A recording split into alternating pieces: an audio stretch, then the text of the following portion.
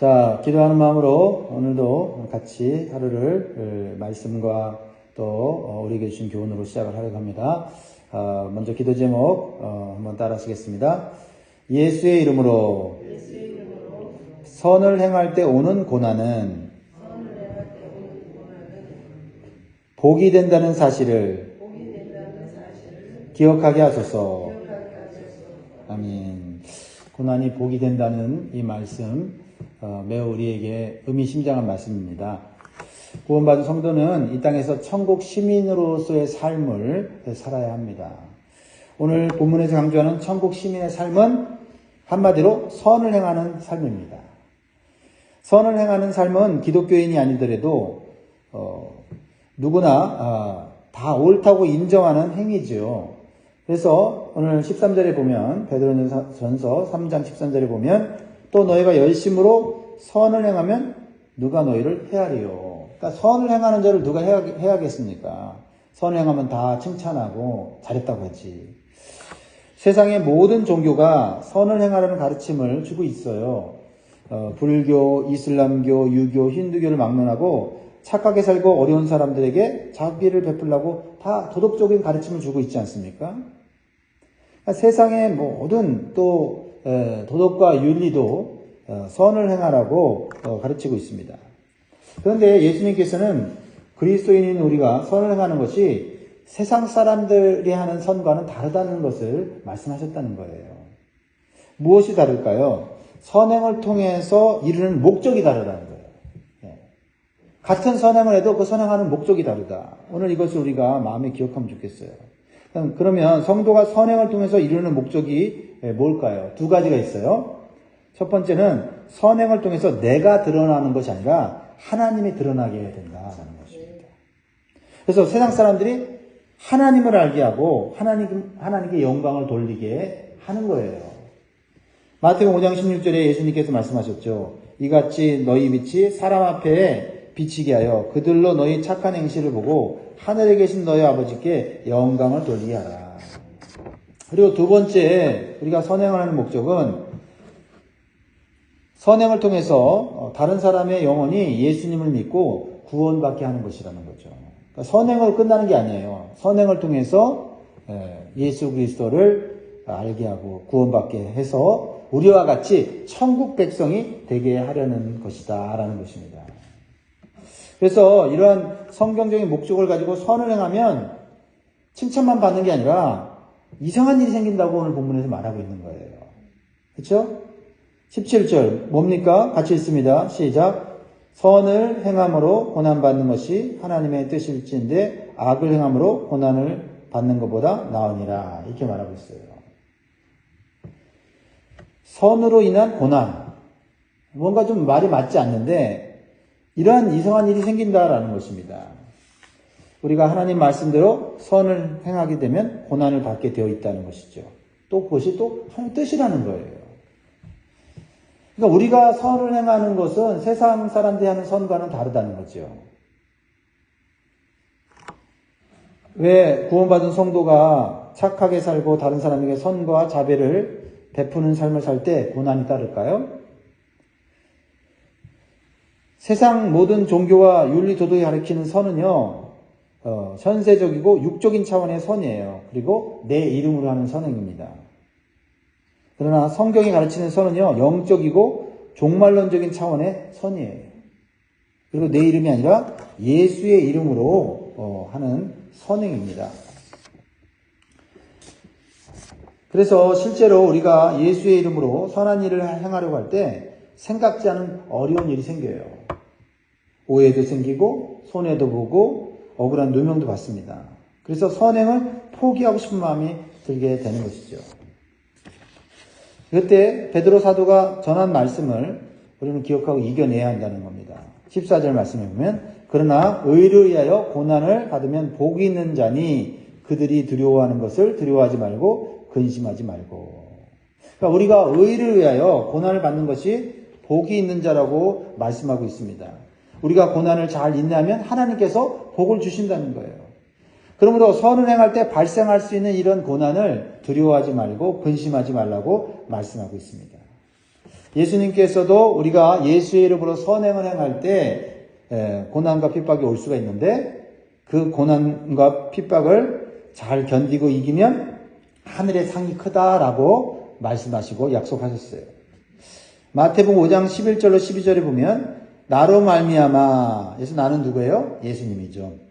나로 말미암아 너희를 욕하고 박해하고 거짓으로 너희를 거슬러 모든 악한 말을 할 때는 너희에게 복이 있나니 기뻐하고 즐거워하라. 하늘에서 너희의 상이 큼이라. 너희 전에 있던 선지자들도 이같이 박해하였느니라 라고 말씀하셨습니다. 그렇습니다. 우리가 주의 이름으로 선한 일을 하려고 할 때 고난이 있어요. 그것이 처음에는 이상하게 느껴질 겁니다.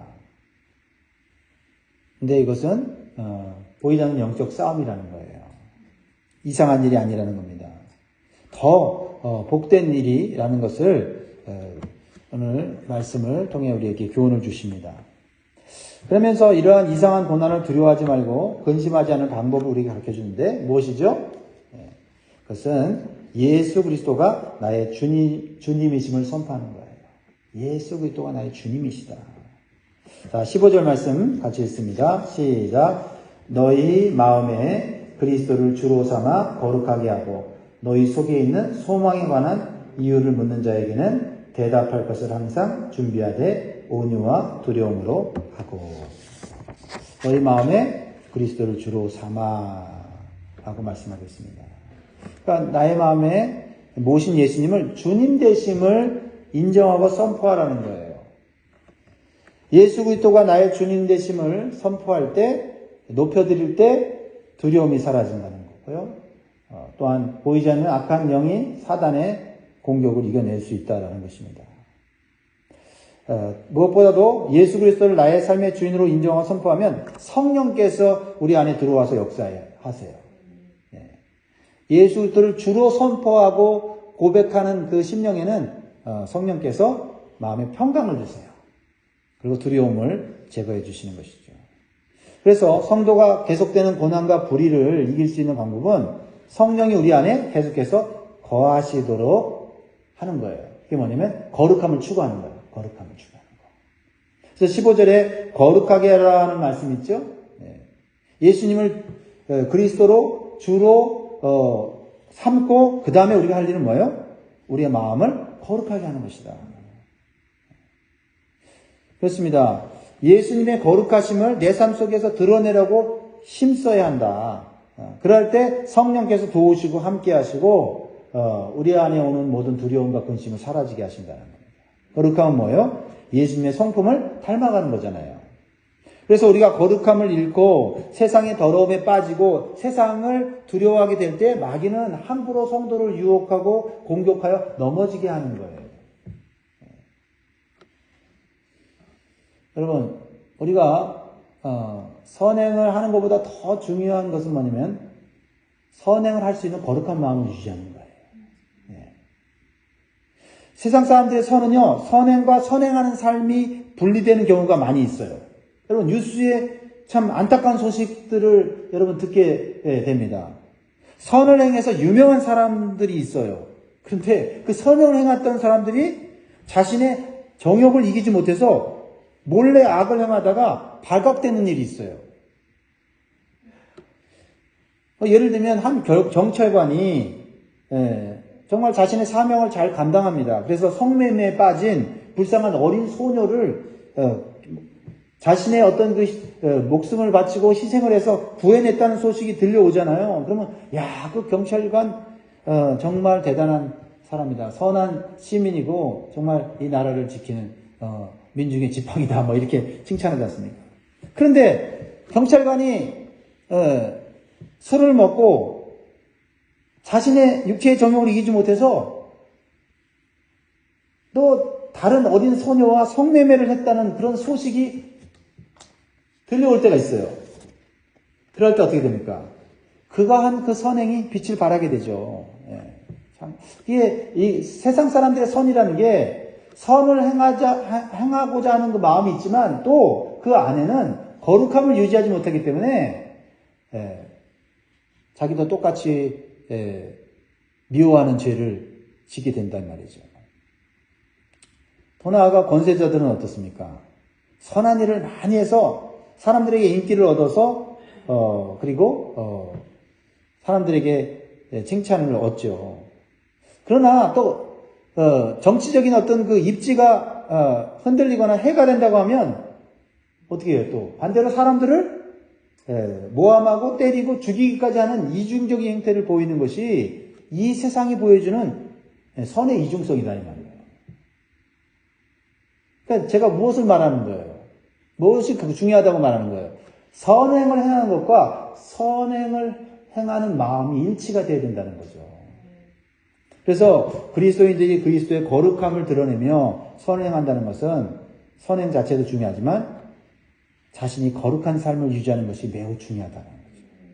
그래서 몇 번의 선행을 하는 것보다 더 중요한 것은 선한 양심을 가지는 거예요.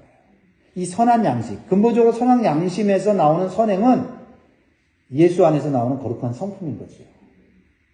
16절. 그래서 뭐라고 말씀하고 있어요? 선을 행하라는 말씀과 함께 선한 양심을 가지라. 이는 그리스도 안에 있는 너희의 선행을 욕하는 자들로 그 비방하는 일에 부끄러움을 당하게 하려 함이라. 그러니까 고난과 비방을 이기는 성도의 강력한 무기는요. 몇 번의 선행이 아니에요. 선한 양심이에요. 선한 양심. 우리는 이거를 갖춰야 돼요. 성도가 선한 양심을 가지고 선을 행하면 어떻게 해요? 세상 사람들이 성도를 비방할 근거를 갖지 못하고 결국 부끄러움을 당한다는 겁니다. 자기와 다른 게 있어요. 세상 사람들도요, 자기 이익을 따라서, 그쵸? 선을 행할 수 있어요. 그런데 선한 양심을 갖지 못하기 때문에 죄에 무너지고요. 쾌락에 빠지는 거예요. 그러므로 천국 백긴 성도는 선을 행하다가 어떤 고난이 오더라도 예수님을 주로 선포하고 거룩함을 잃지 말아야 돼요. 거룩한 성도만이 담대하게 끝까지 하나님이 원하시는 선을 행할 수 있다는 사실을 기억해야 됩니다.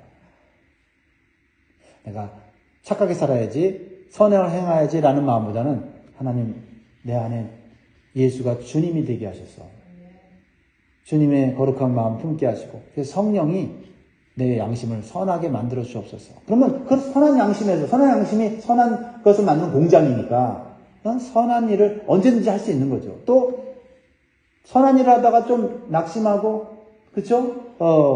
흔들릴 수도 있지만 양심이 선하니까 또 선을 행하게 된다 이 말이죠.